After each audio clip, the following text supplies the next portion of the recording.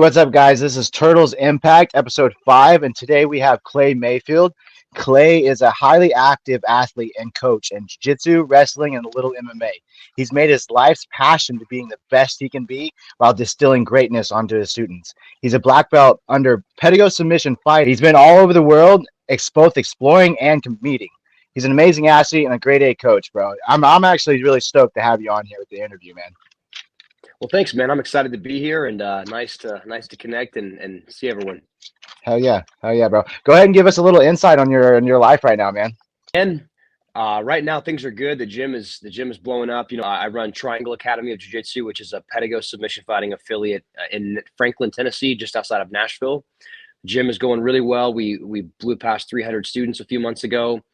Got a great cadre of coaches, and so that's my business focus. Of course, my primary focus is my competitions right now. And so busy there. We're flying to Paris tomorrow for the European Championships and just got done with the Nogi Worlds camp a couple weeks ago. So we're always getting ready for something. Hell yeah, bro. I love it. All right, bro, let's dig into it. Let's start with your journey as becoming an athlete, and then like your inspiration for being a coach, and then just a little insight on becoming a black belt, bro. Sure. Well, where do you want to start? Let's start with when did you start becoming like an actual athlete? And the moment that you were born, the first time you started doing sports or however. Where did it start? Man, I had kind of a weird childhood. I was homeschooled for one, and so never played any sports growing up. And I was actually raised in a religious cult. So we moved around the world a lot with my dad's job, and we were only homeschooled with our siblings. I have 9 brothers and sisters. And so we were kind of a posse. And then on top of that, we had some kind of weird home situations with the cult that we were in, and especially when we kind of settled in the States. So really weird upbringing. Byproduct of that, the long and the short of it is that I was a pretty socially awkward kid that didn't play any sports. The first time I set foot in a public school was when I was 16 and I was visiting some friends in Germany. No exposure to like normal school life and academics in the US. And then around that time, I had started jiu-jitsu. All through those years, you started in Germany, right? This is no, just that little the first of, like first time I was in a public school. I was visiting some friends. I'd never been in one, in my younger years. And so we lived at that time. We had kind of moved all over the world, moved all through the States, and we had settled in the Kentucky area. My dad was going through medical school for a number of years, and then he was settled in Kentucky to go through his residency and eventually his practice.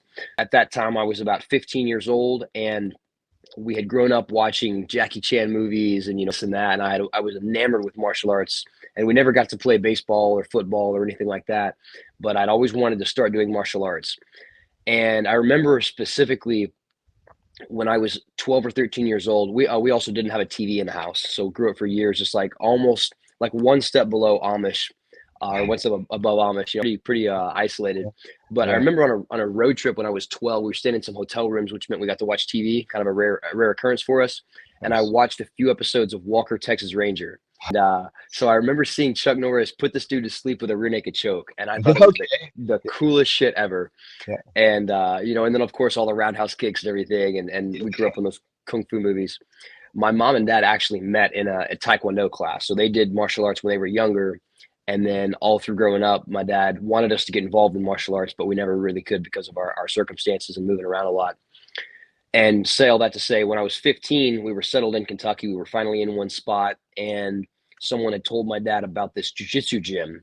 And so it was 45 minutes away. We kind of lived out in the sticks in Kentucky, about an hour from everything. And so one day we drove to try a trial class. And it ended up being Brazilian Jiu-Jitsu. It was a Hoist Gracie affiliate academy. And they did a little bit of everything there. They had a Jiu-Jitsu program. They also did some Kali and Eskrima, stick and knife fighting. They did some Jeet Kune Do, like Bruce Lee's kind of style of kickboxing. And like the week we started, they actually started a judo program here. We're in the judo shirt. Nice. So I started there. I was 15. I remember my first class, I had to do the basic techniques with my sister. And again, we were like super weird, awkward kids that had never touched other kids or played around or wrestled around, so it was all kind of foreign to me. And I remember having to sit on top of my sister when the coach was teaching us the trap and roll escape. And I hated it. It was so weird to me. I didn't ever want to come back. And then on top of that, I wanted to do pressure points and all the stuff I'd seen Jackie Chan do. And my dad talked us into going back and like doing a few more classes. I can barely fit these earbuds in my cauliflower ears. Oh, I know, I I got know, bro. I like, had to get the ups. yeah. So this one's okay, but this is my good ear. It's almost shut. Yeah, Um, that's how it is on my left side. Yeah, I remember that. I had to wear magnets because the inside of it was like starting to close up. I was like, oh man, like I get it right off the bat. yeah, I I, think I like the last time go I wore ahead. earbuds was when my ear was like swelling shut. I had to like put one in there to sleep in so it would Keep mold it. around it. Yeah, that's smart. That's smart. Yeah, that's smart. Hell yeah, bro. Yeah. But Yeah. long story short, I ended up, I didn't love jujitsu when I first tried it, but my dad had us come back and do a few classes, and I ended up like hating it less, and then hating it less, and eventually I just fell in love with it. Yeah. And it was one of those things where I had never played any sports, so I was really awkward and physically and socially. But when my students struggle with techniques, I think sometimes they don't believe me when I say, "Listen, I was way worse than this when I started. I could barely stand in some of the stances without falling over." Yeah, like And a trap. Yep. So I think because I had that isolated upbringing where I didn't have exposure to a lot of other sports and outlets, I just gravitated to jiu-jitsu as soon as it started clicking. Yeah. And I went all in. I was training 5 or 6 days a week, driving 45 minutes each way. And eventually all my siblings that started with me kind of dropped off, and I was the one that kept at it. And the gym that I was at, I was 15 when I started, and the gym that I was at, come to find out in hindsight, it was a pretty low level gym, pretty shit jiu-jitsu, and not super high level at anything. But they ended up. I did all of it for a few years. I did all the stick and knife fighting, all the kickboxing, all of it, and then I gravitated towards the judo and the jiu-jitsu, and I got my blue belt in a couple years, and then I got my purple belt when I was 18, and then I started coaching the kids classes. Actually, when I got my blue belt, so I was like a year and a half in, I was coaching the kids classes and sitting watching the private lessons and taking notes, and you just try to like soak up everything I could. And because I was homeschooled, I would bring my backpack with my homework, and the coaches kind of let me hang out there. So they'd let me sit on the side of the mats and watch all the private lessons. And I was supposed to be doing all my history and algebra and stuff in between lessons. Ended up not doing very much of it. And so then it came time, I was like 17, 18 years old, and it was supposed to be graduating high school. And my mom gave me this list of stuff that these books I had to finish and everything. Because she homeschooled all of us, and she doesn't have any education in like teaching or anything like that. So she was kind of shooting from the hip about like, I just want you guys to finish this list of requirements. And I looked at it and I was like, none of that's going to help me teach jiu-jitsu. And I dropped out of high school to do jiu-jitsu. I don't have a GED. I never finished or anything like that. But I just started dedicating all my time to learning jiu-jitsu and training. And I wish I had a better environment to learn in, because I had all the piss and vinegar and none of the resources. And Yeah. in hindsight, I don't see eye to eye with a lot of other things in that gym. They taught us not to lift weights. They taught us like competition was silly and it was all about self-defense. All this ridiculous stuff that you and I can laugh about now, but a little frustrating that I spent maybe the first 7 or 8 years of my jiu-jitsu career learning bad habits and learning what not to do. But that was my journey with starting jiu-jitsu. And then about 7 or 8 years in, I was a purple belt. I was about to get my brown belt, and I was teaching full time. My parents had moved away, and I had moved out right next to the jiu-jitsu gym, and I was training my butt off, and even doing some local tournaments. And then I kept hearing about this small team of people about an hour away called the Pedigo Crew, and they had this reputation about beating everyone up and being kind of hard asses and everything. But the owner, Heath Pedigo, he would make these posts on Facebook back when there was only like a handful of them, and they weren't even in the laundromat. They were just in a small like roll up garage door behind a Hardee's or something. Yeah. And so he would put these Facebook posts out every week, and he would tag everyone he knew from the local community and just say, "Hey, come train, 5 p.m. Sunday, no drop-in fees." And he'd make posts like that every week. And he started tagging me a little bit because he saw me doing some of these local tournaments. And I went up one time, and Andrew Wiltsey, I'm sure you know who Andrew is. So Andrew had just gotten his blue belt, and I was about to get my brown belt, and I was a full-time, Gracie Jiu-Jitsu coach and all this stuff. And Andrew beat the piss out of me. We had one round. I don't remember if it was 5 minutes or 6 minutes or whatever, but he tapped me like 20 times in one round. Like it never happened in my life.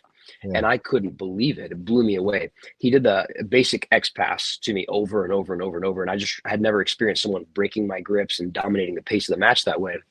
And I remember asking him after the roll, I was like, "Man, have you drilled that move a lot before?" And he kind of casually like without even thinking about it. He was like, oh, I've probably drilled that move 100,000 times, Yeah. 100,000 reps.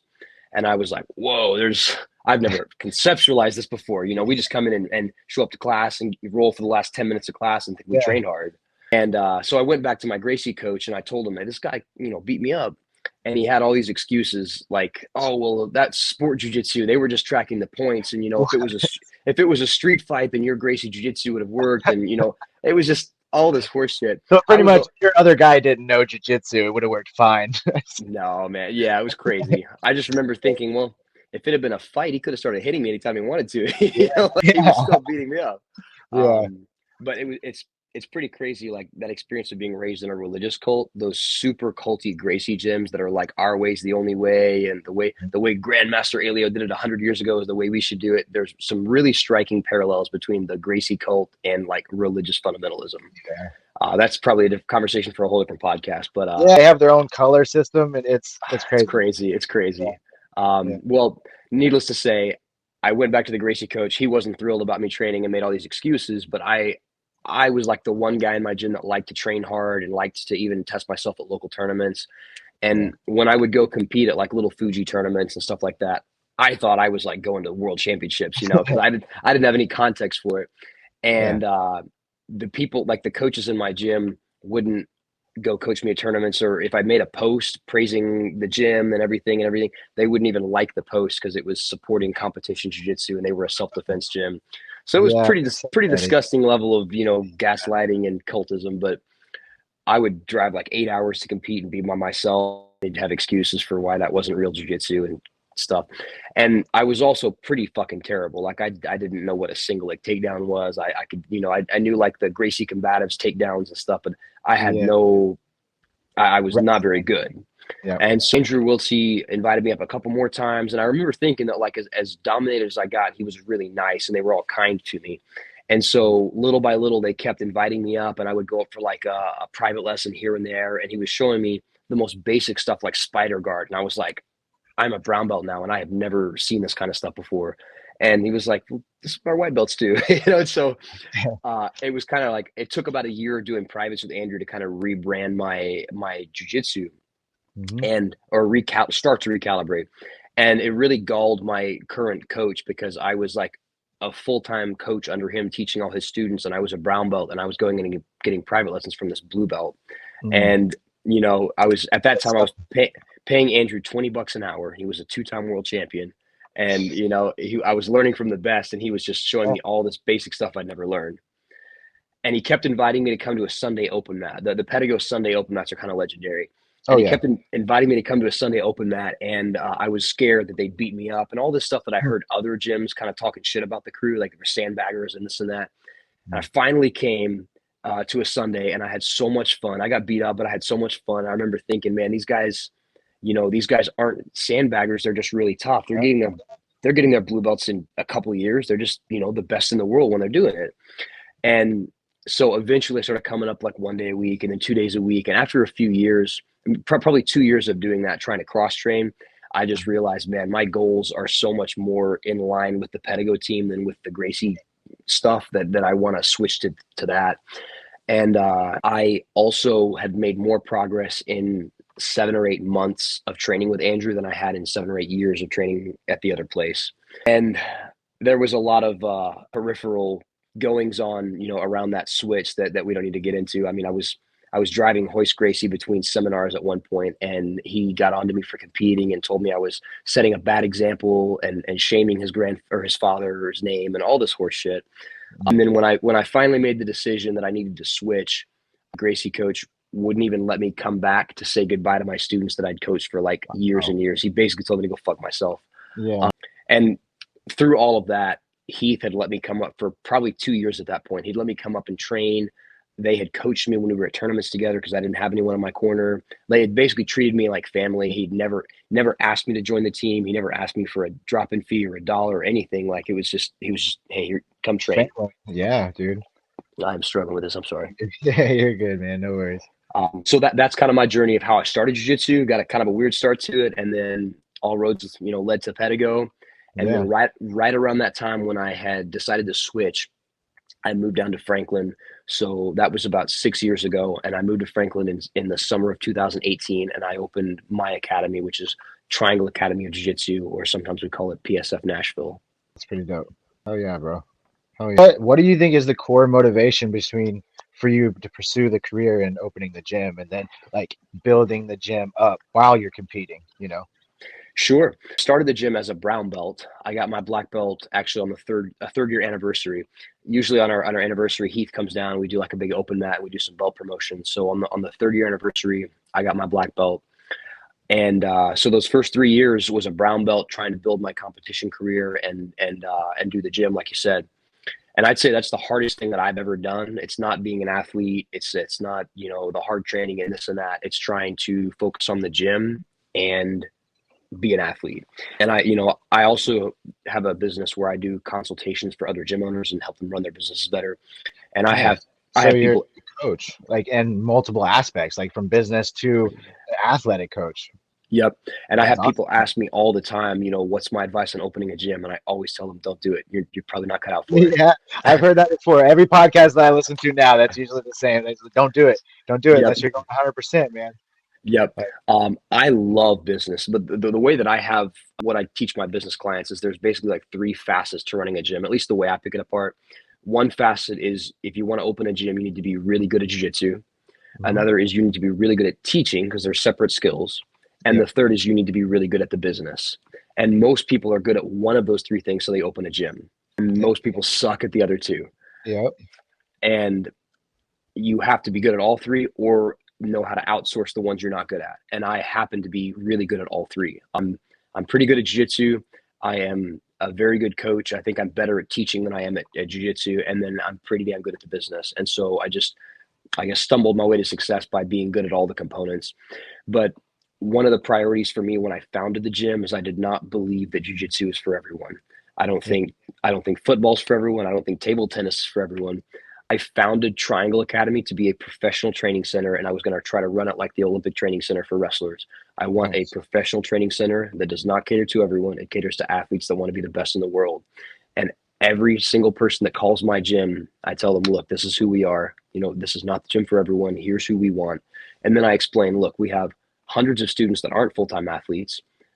Yep. And if you come into my gym, I don't expect you to go want to be a world champion, but I expect two things of you. I expect you to be a good teammate because we all make each other better by reaching our goals. Whether your goal is to be a world champion or lose 50 pounds, we're going to help each other. So be a good teammate. And the second thing that I expect of everyone in my room is every time you walk onto my mats, I will expect your 100% best effort.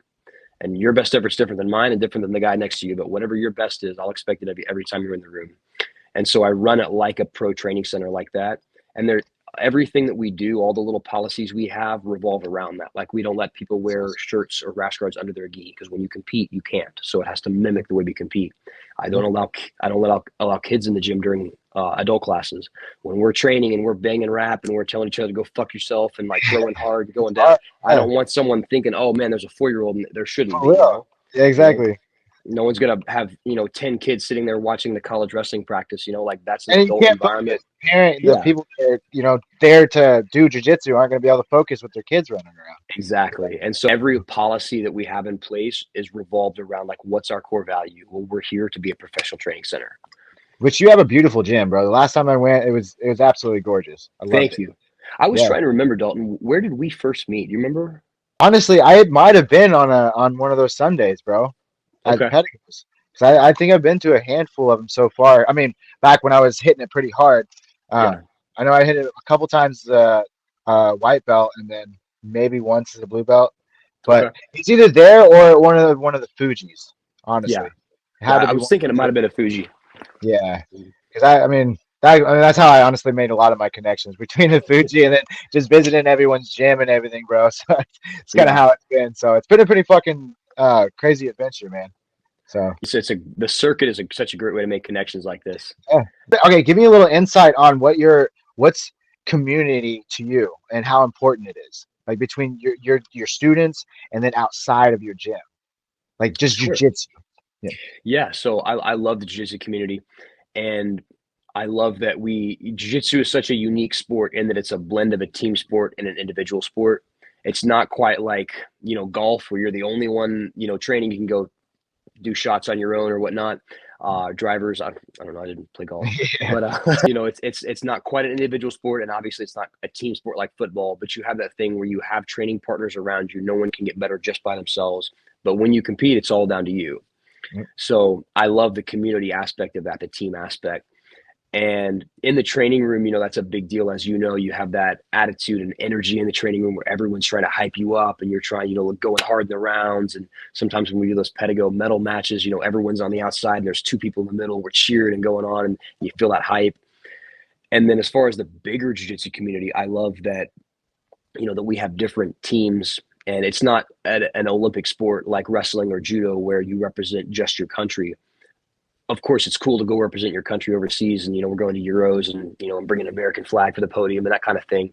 But jiu-jitsu also has that cool balance where my best friend Austin Arande runs an Alliance gym. He's an Alliance black belt under Lucas Lepre, and I've got friends across town that train under Zenith, and so we've got these cool camaraderie of different teams, and we can all kind of mesh together. And in Nashville, we're lucky to have a really good jiu-jitsu community. There's probably 10 decently good gyms within an hour drive. There's 4 or 5 really good gyms, and the Nashville community has a great cross meshing of training where we, a lot of us go to different open mats and hit each other up. And my gym, that was always a big deal for me. I spent about a year traveling the world, traveling the country before I opened Triangle, where I'd go around and train at different gyms in Germany or in Oklahoma or wherever. And I had a notebook where I would write down all the things I liked and didn't like about the gym, where the front desk was, what color the gis were, how they ran class. So when I came down to open my gym, I had a really clear vision of what I liked and didn't like. And I just remember when I was doing all that traveling, there was a lot of times I was grateful for mats to sleep on, or no drop-in fees, or someone throwing me a t-shirt or whatever. And so I tried to have that openness with Triangle. We've been open 5.5 years. We've never charged a single mat fee. People are welcome to come drop in and train, and there's no politics, just hard training and good culture. And so I don't know if that was quite what you were asking, but we just love being a part of a good jiu-jitsu community in Nashville, and then obviously the bigger world community. Yeah, no, you explained it very nicely, bro. Like the fact that you're communicating in the community and the cross training is pretty amazing. I just don't understand people that charge drop-in fees. Firstly, it's just No, kind of a douche. absolutely, dude. It's kind of a douche thing to do. And when someone comes to your gym, I'm not talking about someone that maybe lives there and they're just mooching off of you, but if someone's visiting your gym for a day or a week, or in town for 10 days, they're making your students better. Either they're tough and they're giving your students good roles, or they suck and they're showing your students, hey, you beat up on this guy, and like shows that there's different levels to this shit, and maybe even just giving your students different looks they don't normally encounter. So whether they're world class or whether they suck, they're still helping your students by being there. And even being a coach, you've learned to like kind of read people on if they're actually there for intention or if they're there for attention, kind of thing.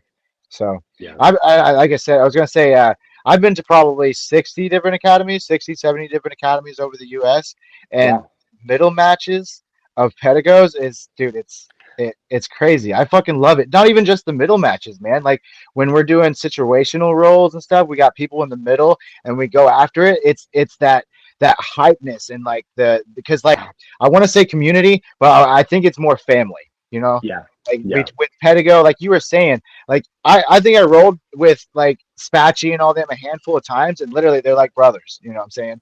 Just that couple of times. When they and I think it's the fact that they feel your intention. Like if they feel that you're working and you're trying, man, you're part of their crew, kind of thing.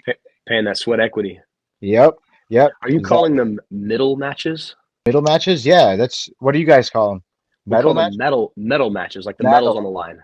Okay, I think Chad got it in. I think middle match is what he used to call them. I may have misunderstood something he was saying. Yeah.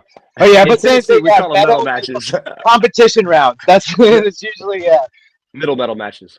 Middle metal matches. There we go. I like it. Let's do it. All right. So, what have been some challenges you've faced between staying on top of competition and then running your gym, and that you kind of push through them? When I first opened the gym, the biggest challenge was just my own time. I taught every 6 a.m. class. I taught every kids class, every evening class. I ran the business and I was trying to train.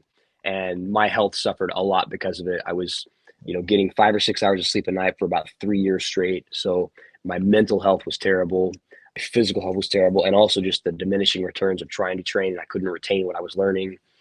Mhm. And then when you open a gym and you don't know anyone, like I didn't transplant and open a new gym right down the street from my gym and have 30 people to come train with. I didn't know anyone in Nashville when I moved. So Mhm. building from the ground up and doing it all yourself, I had to create my training partners. I didn't have a whole lot of tough guys come in that were kicking my ass. There was one purple belt that signed up, and other than that, it was white belts that didn't know their ass from a hole in the ground. Yeah. And so over that first year, especially, I didn't have a lot of good training. And then second year, third year, I had a couple coaches that I could help me with kids classes and things like that, and then give me better training. There was one young man named Zach Heath that came in our first year, and he was a white belt from another gym, but he hadn't been training very long, and he ended up switching to our gym. And he was our first Pans champion. He won Pans at white belt. He was our first blue belt. Gave him his blue belt on the podium at Pans, and Nice. then he just won Nogi Worlds last month and gave him his purple belt. And now he's one of our head coaches. And so we had tough guys that came on early, but it took a couple of years to build everyone up. And so I'd say by the third year, it started to kind of reach that critical mass where we had coaches that could teach classes when I wasn't there. And then I had good training. And over the course of our fourth year and now our fifth year, we've got everything dialed in. We have our varsity program. We have, the coaches can teach all the classes when I'm not there, and it can kind of run seamlessly. And it's taken a long time to get all those processes in place and build everyone up to where they know their job and they're really good at their job. And we have such an awesome crew right now. But I would say that was the struggle, was just those first couple of years. There's no shortcuts there. You got to do the work and kind of build it up. And Yeah. now For, I'm heavily involved in my gym. I teach two mornings a week, and then I teach all the night classes. But I've passed off all the kids coaches or coaching to, we have 5 kids coaches. I pass it off to them.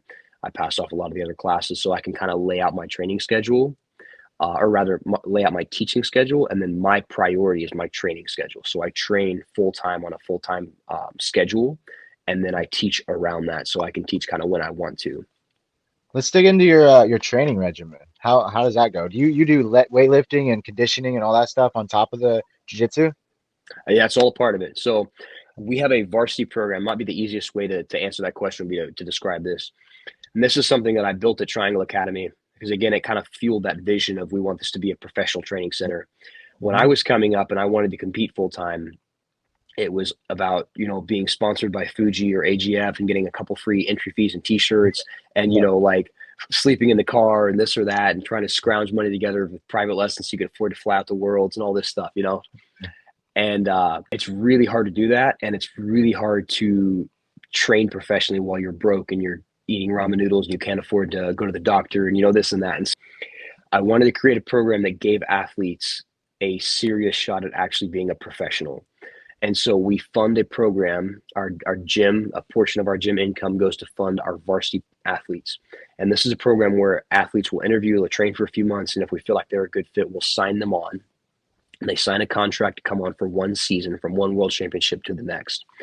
And in that contract, they basically agree to a certain training regimen and a few minimum requirements. In exchange for that, they get a list of benefits. They're required to train on the schedule that we lay out that I'll explain in a second. They're required to do some basic things like social media posts to build awareness and things like that. And then in exchange for that, they get to live at our fighter house free of charge. They get all of their flights to tournaments paid for. They get all of their living expenses, their equipment, their training, their coaching. They get all of their entry fees to tournaments. They get everything paid for except the food that they eat. And they get mental health therapy. They get to go to therapists. They get to go to personal training. They get everything paid for. It's about $30,000 per athlete per year to sponsor them. Yeah. And then we track everything from how much sleep they get every night to their stats when they're competing. How many matches you win, how many did you lose, how many did you win by submission? Out of the ones you lost, did you lose in the first minute and the last minute? So we're as scientific as possible with it. And a lot of this has come from my exposure with high level wrestlers. And then also we have a great relationship with Travis Stevens and Jimmy Pedro, who are the Olympic judo athletes for Team USA. And Yeah. so being able to learn a lot from them about how they prepared for the Olympics, and then how Jimmy ran the Olympic team for many years. And so as a part of that training, which I would consider myself one of the varsity athletes, I put myself in the same regimen that the athletes do. We train 14 times a week. So we have a prescribed number of drilling sessions where we're learning techniques and drilling and getting that high volume of repetition. We have a certain number of live training sessions where we're sparring, and there will be homework for the sparring rounds. Like maybe we're doing 10 6-minute rounds one night, and the next night we're doing 5-minute guard passing shark tanks, followed by king of the hill wrestling rounds, followed by 60-second lightning rounds at the end. So it's different every week depending on what we're working, and we might go into those with homework like whatever else happens, you just have to get your left hand on his collar every round, or you have to pull the De La Hiva and sweep every round, and then we'll discuss it afterwards. And so we have the live training, we have the drilling or technical sessions, and then we have strength and conditioning programming that's written up by our coach specifically for the training camps that we're in for tournaments. And so we strength and condition 3 days a week. 1 day a week we do sprints and cardio. And then we have every week on top of that, or every day rather on top of that, we also have recovery sessions like ice bath, sauna, stretching, and film study that we do every day.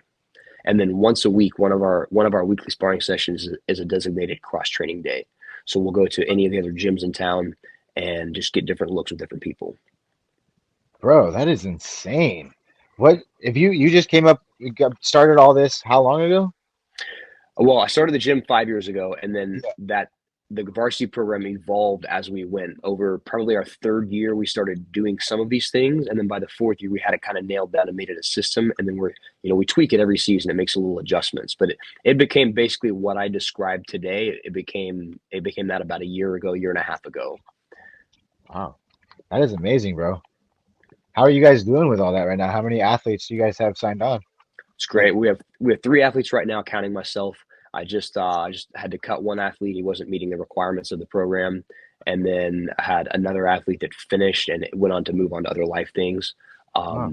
And so uh, right now we have 3 of us, so pretty Yeah, small, but we're kind of using it to build the program up, kind of work all the wrinkles out, and then yeah.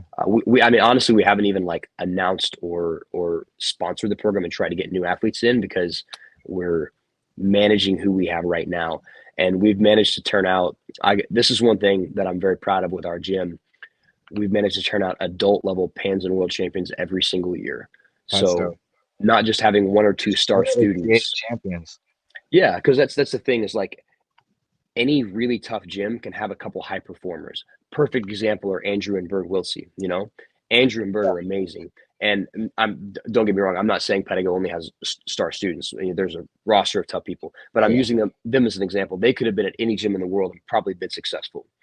Any gym can have a couple star students that like win shit, but having a program that consistently produces results season after season is what I wanted to do. And so we have produced levels or Pans and world champions at the adult level every season since we started the program, and then obviously a lot of success at the master worlds and master level too. And so blue belt, purple belt, white belt, black belt, we've been bringing home medals at the grand slams at each of those. And so we're kind of wrinkling or ironing out all the wrinkles in the system, and then as we expand and our funding grows and the gym grows, we'll look to recruit more athletes, but those are just handpicked from our local area right now.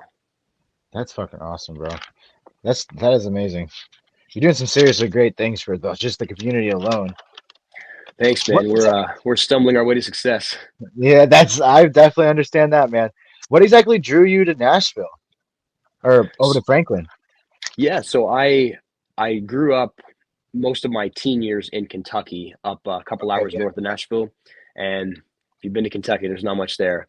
yeah. And so I was training, I was in the edge of Kentucky, kind of like where Tennessee and Illinois and Missouri all come together. Okay. And I would train with the Pedigo crew up in Southern Illinois. So I'd drive up in like an hour into Illinois.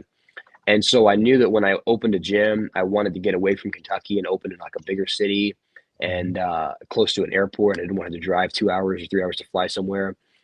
And I also wanted to be close enough to my team that I could still keep training with Heath and Andrew and Jacob Couch and those guys that were my coaches and training partners. So that kind of made a short list of cities. I didn't want to like go up to Seattle or somewhere far away Yeah. from everyone. And I'd always liked Nashville. And I actually was driving down, this was probably 7 or 8 years ago. I was starting to make short trips down to Nashville and like scout out the city for different Okay. places. And I didn't really see anything that I liked in Nashville. It wasn't quite the vibe that I was looking for.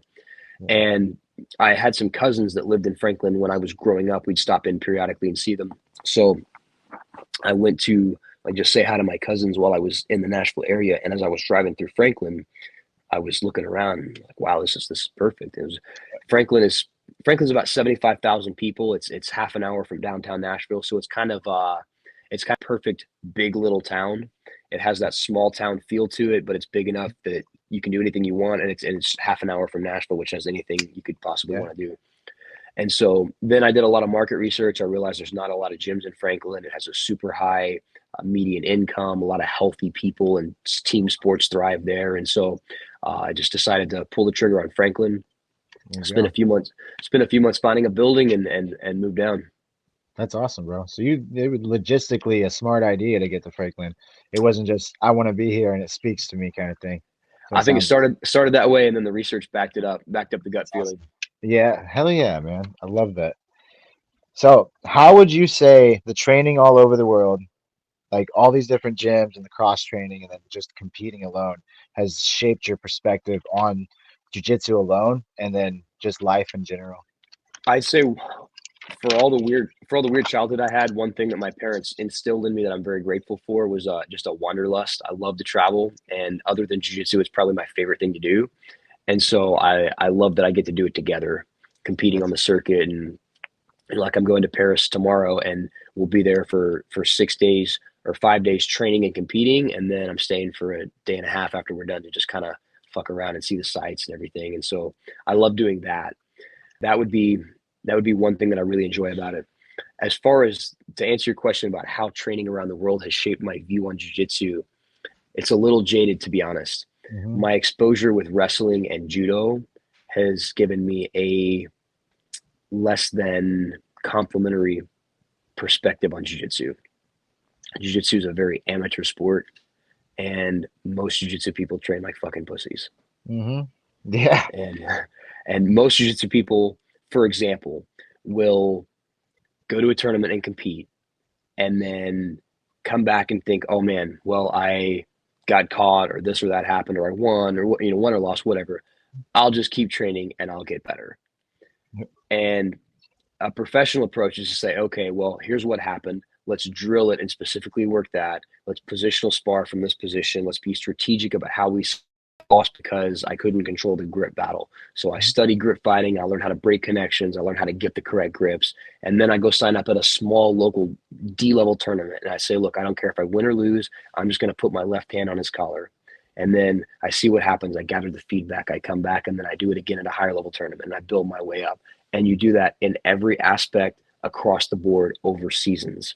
And it takes producing a champion is a multi-season process. And jiu-jitsu people are very independent and strong-willed. They kind of have that like American, I'll do it my way kind of attitude. And I mean, a lot of this is influenced by listening to my judo coach Travis and him talk about the jiu-jitsu community. I'm a jiu guy, so Yeah. obviously I love my sport, but I kind of feel like maybe I was born into the wrong sport. I think I was cut out to be a judo player, and I just missed the boat. Yes. But my approach with Triangle and kind of everything we described with how we train in the gym, the culture, is I've tried to take the really hard training that I learned in the Daisy Fresh room from Heath, and I've tried to take the really smart training from Travis and the Olympic wrestlers and the high level sanctioned sport people, and I've tried to put them together where we're taking the hard training and the smart training and marrying them. And that's obviously not to say that those guys don't train hard, and that's not to say that Mountain Verde doesn't train hard. I mean, I learned or train smart, you know, Yeah. yeah, On but ball. I've learned so much from everyone, and I'm just trying to take it and put it all together with my style and what I have to offer. I mean, it's just like Bruce Lee and his Jeet Kune Do, man. His several different styles into just his own kind of style, you know? He's Mhm, picking off all the good stuff from all these others and just kind of putting it together. mhm. So, are you jumping into competitions with judo yet? So I want to do my first judo competition this year. I Nice. mean, I'm still a judo white belt, and so I've got a long way to go. But Yeah, I'd like to do it. I know that I am too old to have any kind of significant competitive journey in judo. So it would just be something I do for fun or do like in the American judo circuit, which is incredibly weak, but it wouldn't be like an international thing. So yeah. it'd be maybe I might go up to the Pedro's Judo Challenge. They do like an in-house tournament at my coach's judo gym a couple times a year. So I might go up and do that this year, but it would just be Nice. kind of a something to do for fun. Yeah, dope. Well, that's cool though. That's nice. So the all of the lessons that you've learned from like your own journey. I think you cut out there, Dalton. Can you hear me? Yep. Can you hear me? You got it? You Can you got hear it? me now? Yep. Good. I can hear you now. Okay, dope. Dope. This thing says techie. I'm just learning it myself, honestly. So, okay. So, what lessons have you learned from your own journey that you try to instill on your students and teammates? Ooh, that's a really good question. One of the things that I preach to my athletes is that there's a lot you can't control. You can't control where you live sometimes. You can't control who shows up to the training room on certain nights. You can't control what your coach is going to teach in class. So most of the journey is out of your control, but you can always control your work ethic in the training room. And if you're the one who shows up and puts in extra work, or you bring that intensity to the rounds, or you come and drill before class, or you ask the coach questions, you can always control your effort level. And out of everything that you can't put your finger on, you can control that. My coach told me, my very first coach told me, if I wanted to be the best, be the first one to the dojo and the last one to leave. And on a complimentary note, one more thing I'd say I've learned from my journey and that I instill in my athletes is that competing is a separate skill than grappling. Yeah.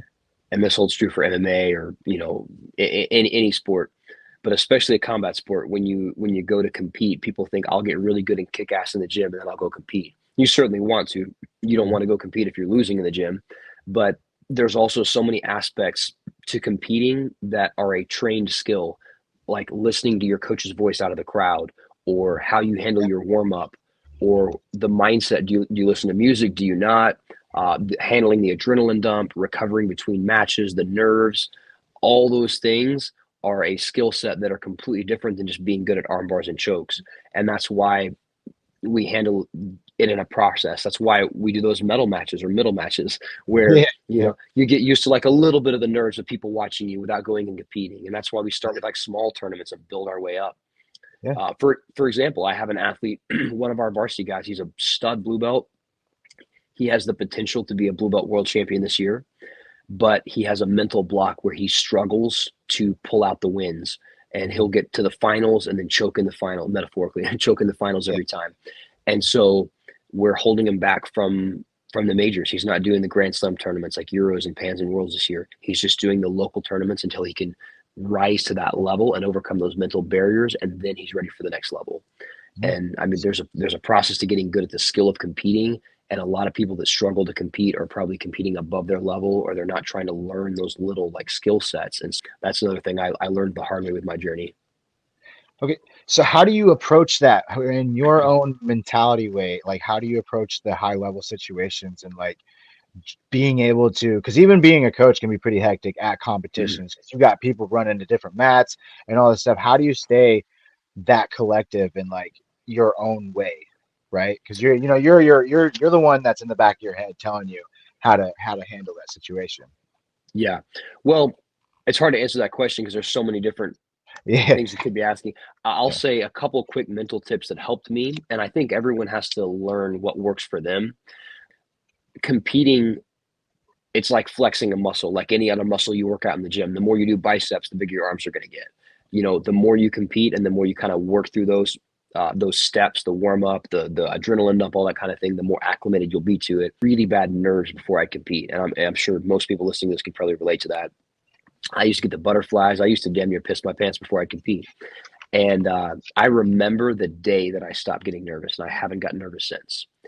And someone told me that your body on a nervous system level doesn't know the difference between being excited and being nervous and being scared.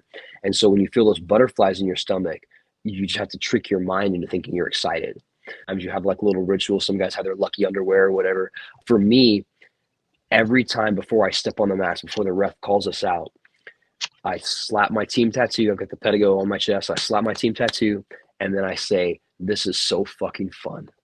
hey, I'll so turn cool. around. A lot of times I'll see my coach or who my teammate that's filming my match or whatever. I'll lock eyes and I'll just say, "Hey, this is so fucking fun."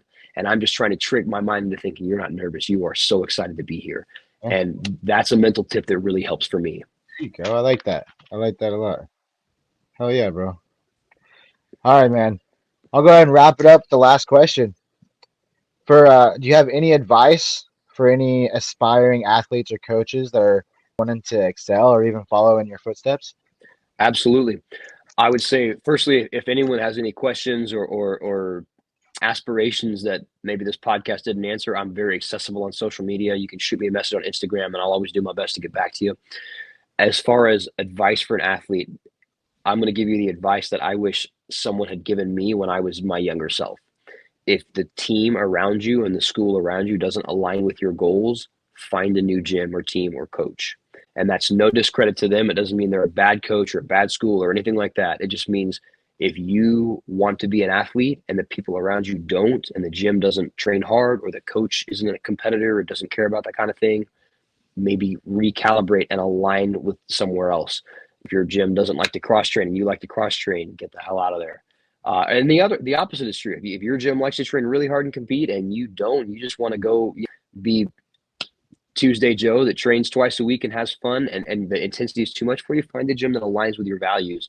But be honest with yourself about what it is you want. And if the surroundings, the coach, and the gym that you're in don't align with that, try a few other gyms and try to find one that's better aligned with your journey, because you will end up looking back and wishing you had, especially if you're wanting to be an athlete and the people around you aren't rising to that level. Oh yeah, bro. It's amazing advice. All right, bro. I seriously greatly appreciate you, man. It's been an honor having you on here. And you Well, thank best you, bet Dalton. once I get back on the road, I'm gonna become paying you a visit. I So you look guys forward can to come it. kick my ass.